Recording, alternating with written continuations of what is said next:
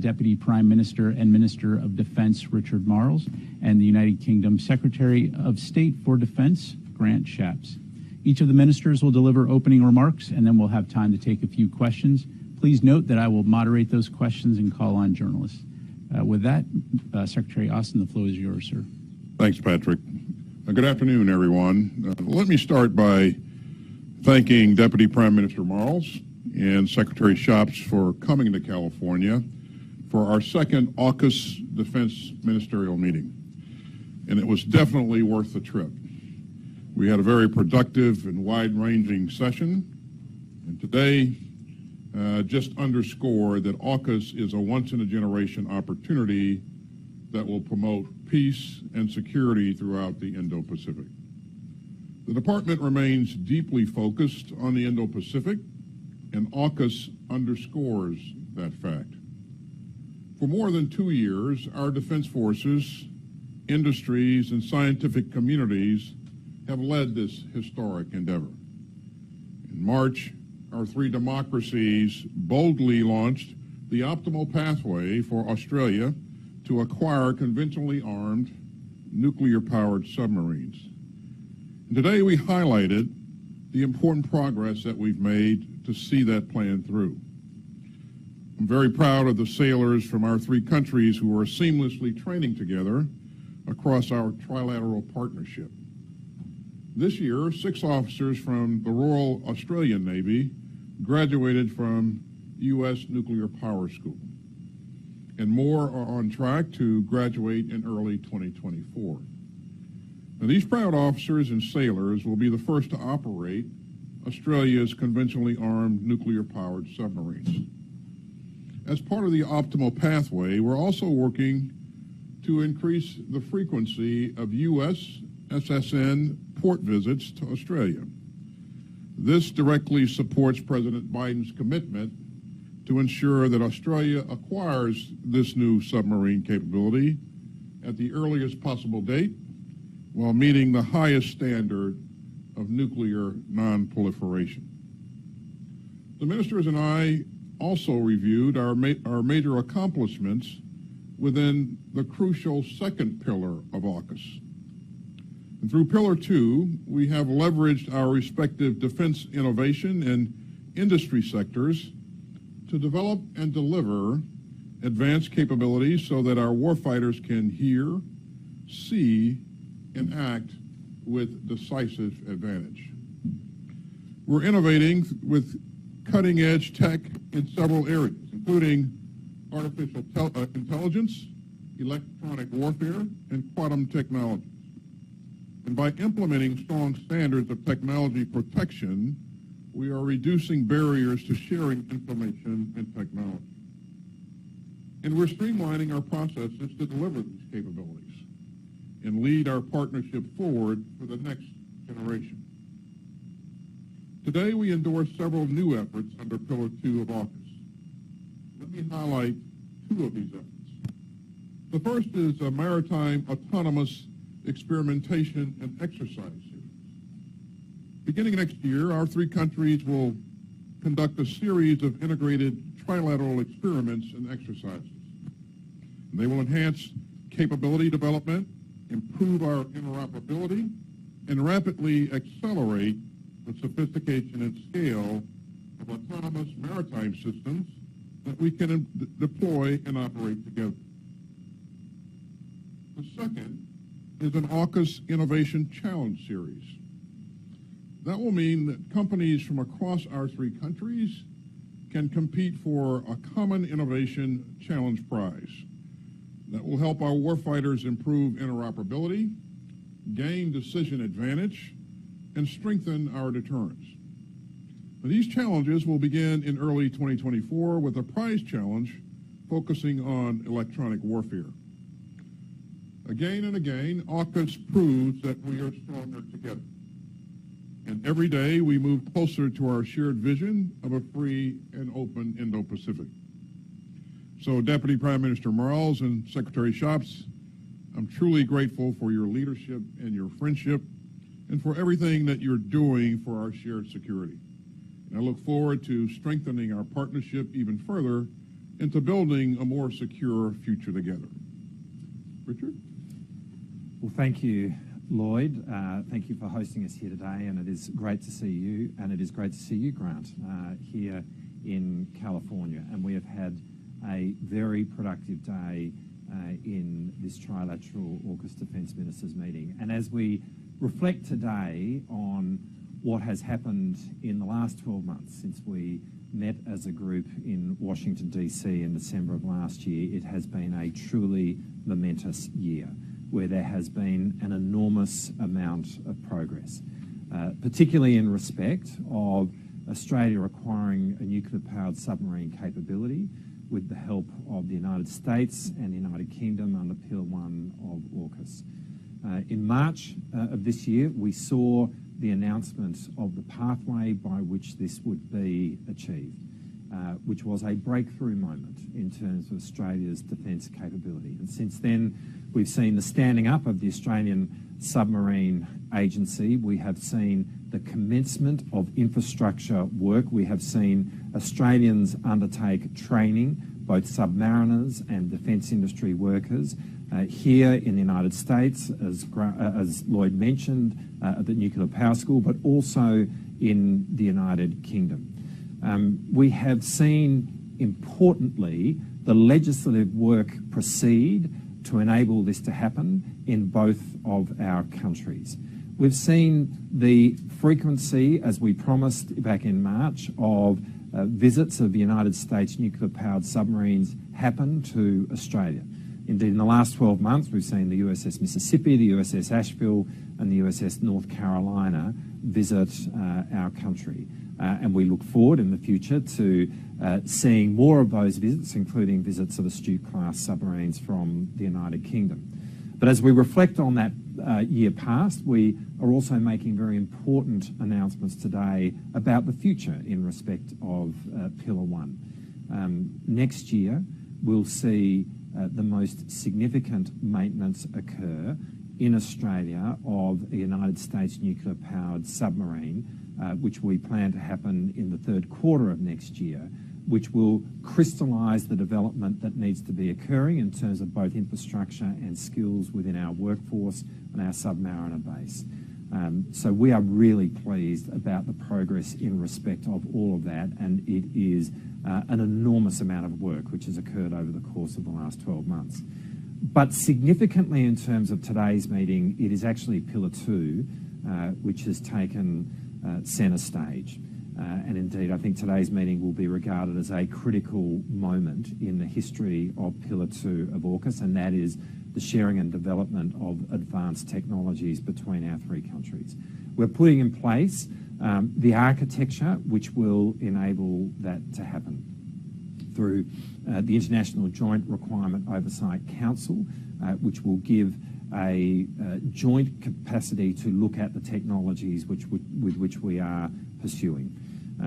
Our armaments directors will be working together with a tabletop exercise next year, and as Lloyd mentioned, our innovation organisations, the Defence Innovation Unit of both the United States and the United Kingdom, along with the Australian Strategic Capabilities Accelerator, working together on joint challenges, which will see initially that happen in the space of electronic warfare.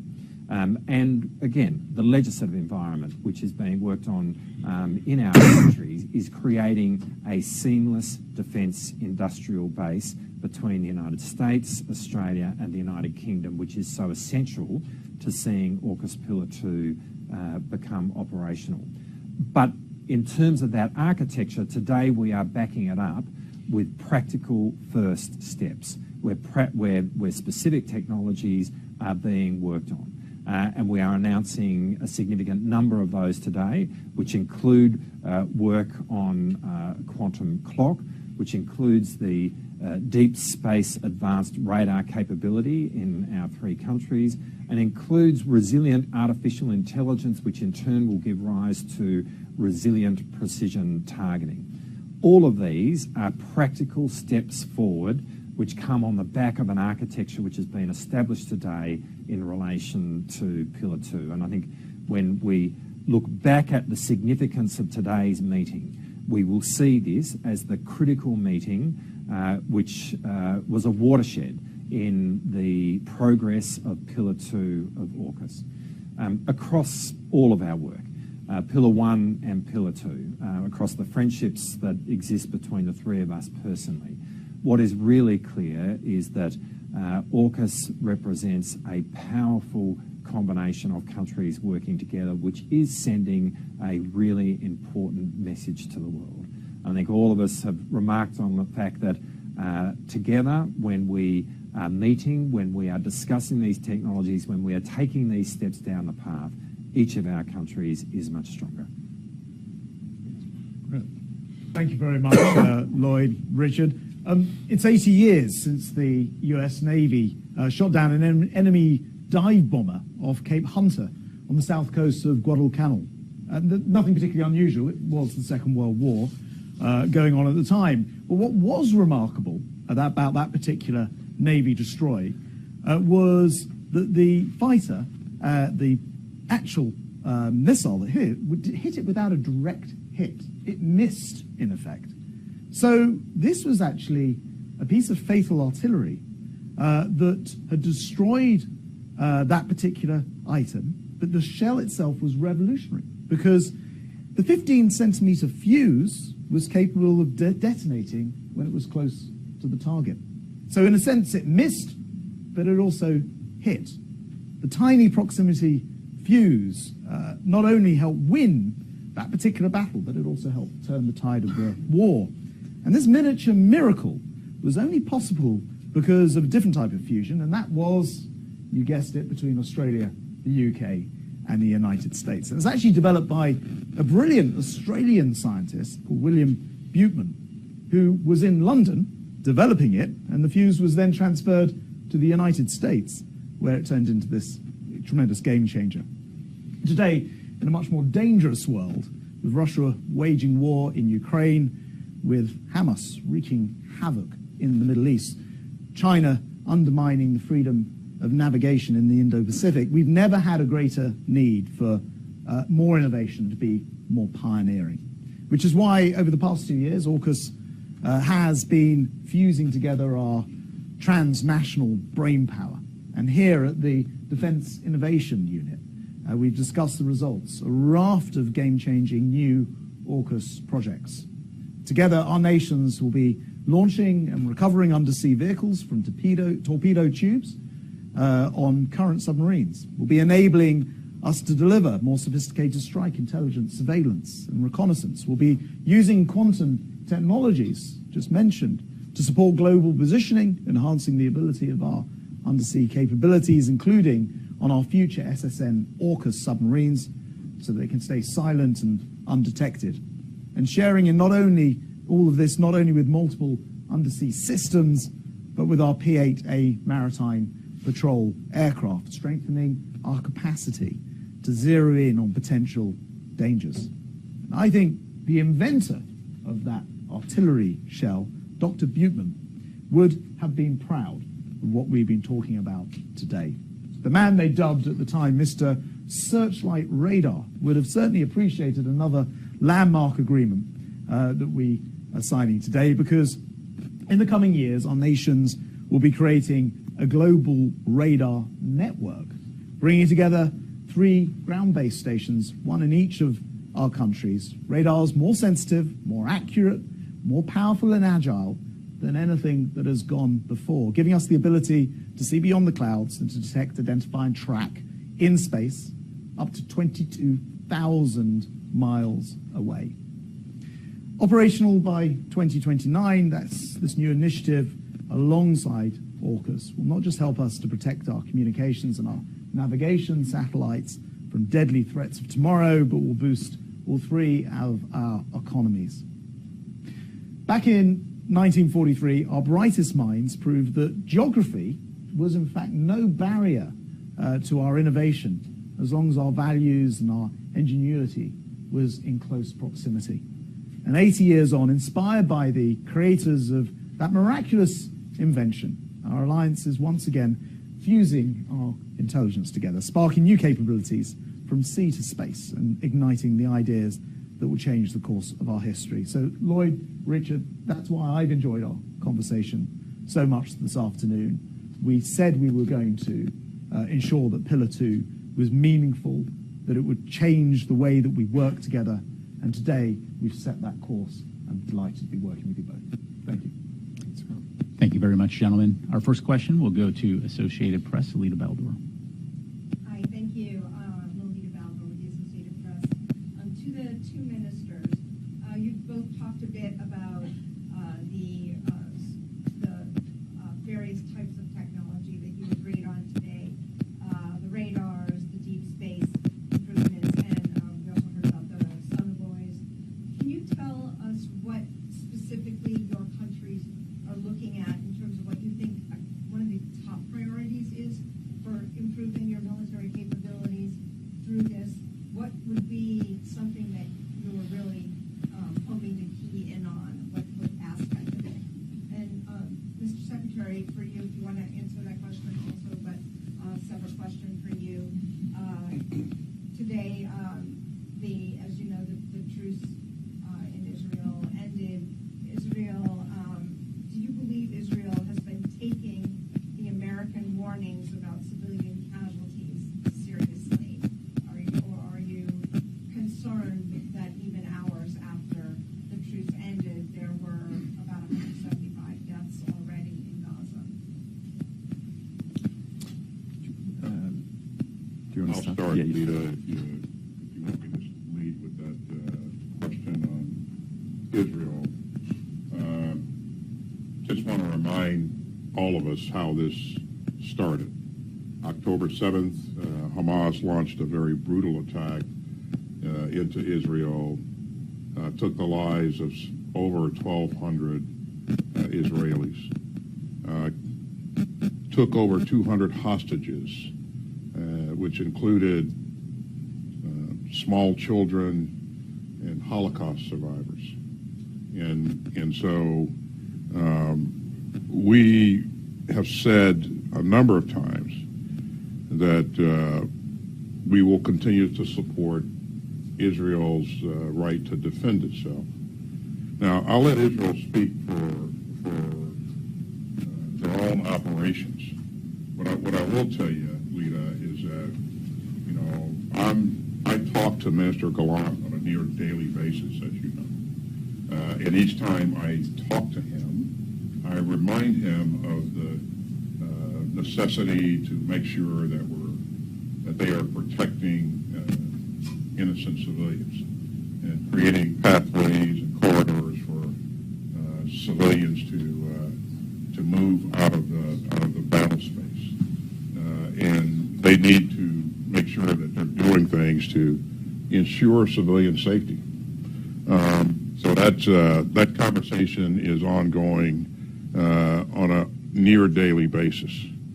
We're going to continue to work with Israel and Egypt and Qatar on efforts to re-implement the pause. And I think during the pauses, we've gotten some very meaningful things done in terms of a number of hostages out of Gaza.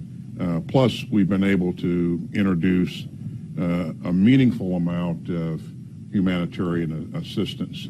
More needs to be done for sure, but it's encouraging to see that we've been able to ramp up the amount that we've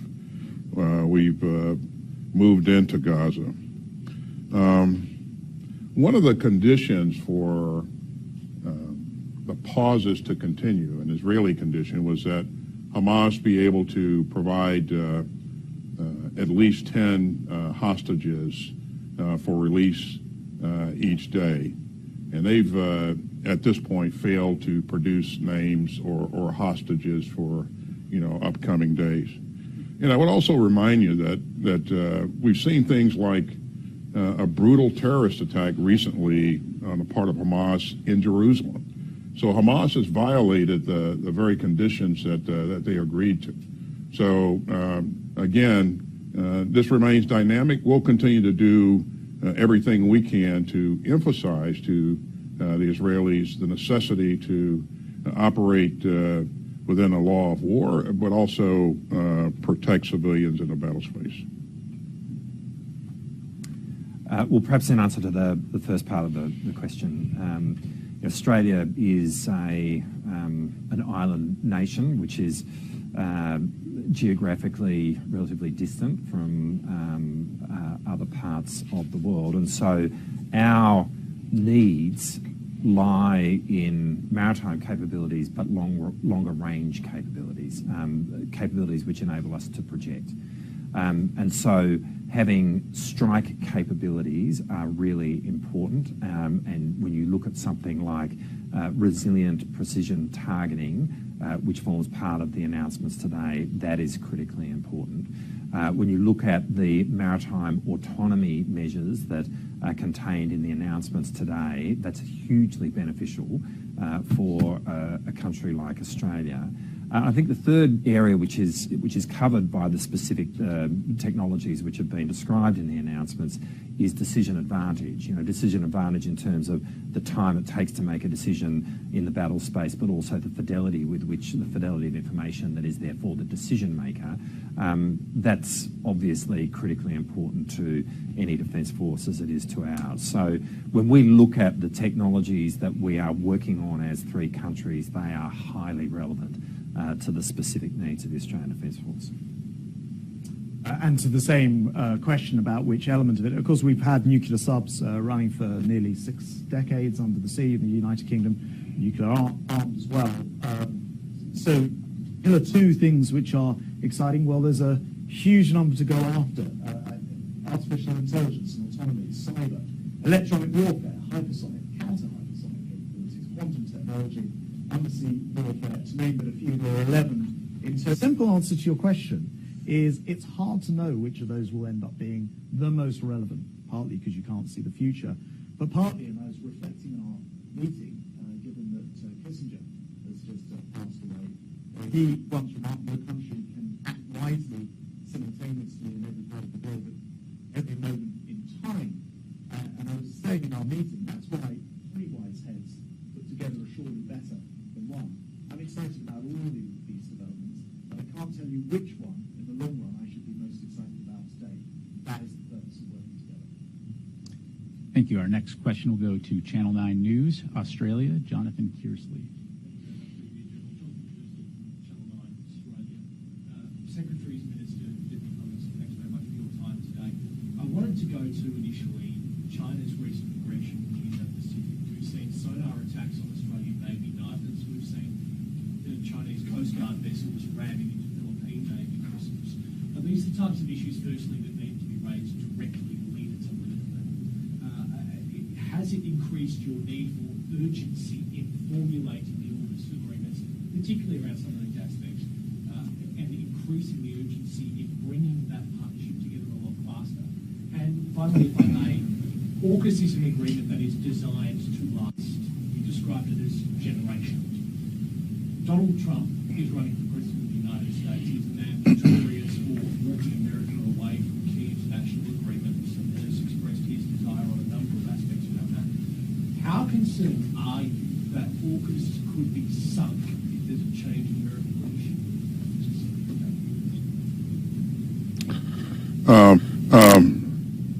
I'm confident that President Biden is going to win the next election, and I will remain confident of that. I would tell you that what we're working on here is, as you pointed out, a generational capability. We have common goals and objectives. Foremost among those goals and objectives is to ensure that we maintain a free and open Indo-Pacific. Our values are similar, and we have long-standing working relationships with each other. I continue to see bipartisan support in both chambers of Congress for AUKUS. And it's that support that I think will, for us, successfully again, I'm very confident that we'll be able to work together on this very, very important issue. And again, I think all three of our countries see the value in long-term capability that this is going to create for us. To go to your the first part of your question, the incident that occurred on the 14th of November with HMAS was harsh, unsafe and unprofessional, and that is a matter that we raised directly with China. We have made public, including our concerns about behaviour. It's important that we make this public, and those representations have been made very clearly to China. In terms of what does that say about the environment that we're operating in, and the importance of moving at a pace in terms of our work, the answer is it absolutely highlights the need for this arrangement, and it absolutely highlights the need for speed in this arrangement, and I think you can see that speed. When you look at where we were 12 months ago compared to where we are today, it is a huge leap forward in terms of the work that we've done on Australia acquiring a nuclear-powered submarine capability, which for our country represents the biggest leap forward in military capability in more than a century. The fact that we've now been able to identify that pathway, that, as I said earlier, we've stood up the relevant agencies, we're seeing infrastructure work be commenced, our workforce being trained, the visits happening. This is moving fast. But what does happen, firstly though, in terms of acquiring that capability, it will change the character of Australia in terms of what we are capable of doing. And that does not happen overnight. There is no showroom where you can go and buy a Virginia-class submarine. We are acquiring the capability to operate and build nuclear-powered submarines in Australia. It will be the biggest industrial endeavour that we have ever undertaken as a nation, and it is not going to happen overnight. But I'll tell you what does happen overnight. The fact of our three countries standing here right now, meeting in the way that we are, making the plans that we are making, and walking down this path together represents an enormous deterrent effect immediately. It sends a very, very powerful message to the world, and a very important message to the world. And as to the final part of your question, we are completely confident about the American system, as I might say we are about the British system, and indeed our own, for this reason, that across the three countries there is bipartisan support for this arrangement. That's actually what gives it power. By virtue of that bipartisan support across our three nations, we can confidently say that when the three of us are not standing here at some point in the future and there are three other individuals, they will be pursuing the same objectives. And in respect of the US specifically, I've had the opportunity of being on Capitol Hill in the last few weeks to talk to lawmakers around the legislation which is currently progressing through the US Congress. And as Lloyd has said, across the political spectrum, there is both a commitment to the alliance between Australia and the United States and support for it. There is commitment to AUKUS and the relationship between our three countries. And, I think there is strong support for the specifics, which is in that legislative package. But that ought to give everyone in Australia an enormous sense of confidence that this is an arrangement and a set of relationships which genuinely does enjoy support across the political spectrum in the US, as I know it does in Britain, and as it certainly does in Australia. Actually, I've been on Capitol Hill, unrelated, in a separate visit last month. Very, very support for AUKUS. So I have every confidence in, as Richard says, in AUKUS being for the very long term. On your actual point, navigation of the open seas under international law is something the United Kingdom takes incredibly seriously. We regularly and consistently are in the Indo-Pacific and will continue to be so. We already have announced plans to send our carrier strike group, led by the Queen Elizabeth class, again following a visit previously. Be very important in the context of AUKUS, actually, just to be absolutely clear that those international rules are there for a reason. The UK London to the International Maritime Organisation takes this particular right of free passage very, very seriously. AUKUS is a fantastic way to make that clear to everybody.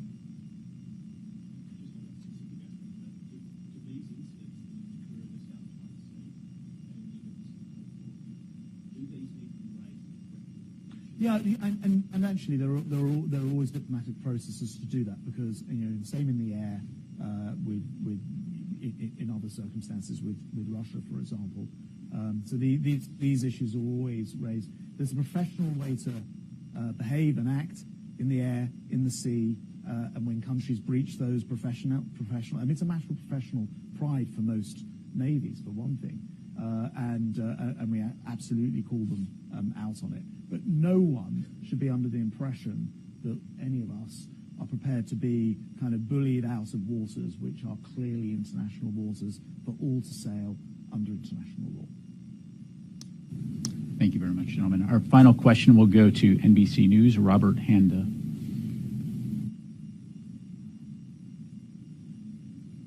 All right. Happy to take the final question if it's been thrown open. Please, sir. Can I ask you, Minister Miles, you say that this is moving fast. Is it right that you've indicated today that an East Coast base for the nuclear subs will not be selected until the end of the decade? Do we really need 6 years to make that decision? And are you kicking the can down the road on something that's politically different? Well, we've made that position clear before today, that the timing in which to determine an East Coast base is at the end of this decade. And we made that clear at the time that we articulated the pathway by which Australia would acquire a nuclear-powered submarine capability. I mean, it will be an important decision, but in the sequence of decisions that needs to be made, that's when it comes up. There will be other decisions that need to be made, such as where we will locate the place that we will ultimately dispose the nuclear reactors. That's clearly going to be a difficult decision, but in turn, that's a decision which comes later again. This is a matter of laying out the pathway and following it. Right here and right now, we are evolving an industrial capability to build nuclear-powered submarines out of the Osborne Naval Shipyard in Adelaide. We are evolving an operational capacity to operate and maintain nuclear-powered submarines out of HMAS Stirling in Rockingham, south of Perth. The first step was about having an increased number of nuclear-powered submarine visits to HMAS Stirling, which is happening as we speak. And as I articulated, the next step in that will occur next year as a result of the meeting that we've had today. So each of these is about working through the steps of the pathway that we articulated last March. And the determination of the location for an East Coast base is going to be a big decision, but it's a decision which is to be made in the late 2020s. And we're going to work through each of the decisions as they come. Gentlemen, thank you so much. Ladies and gentlemen, this concludes our press briefing for today. Thank you again for joining us.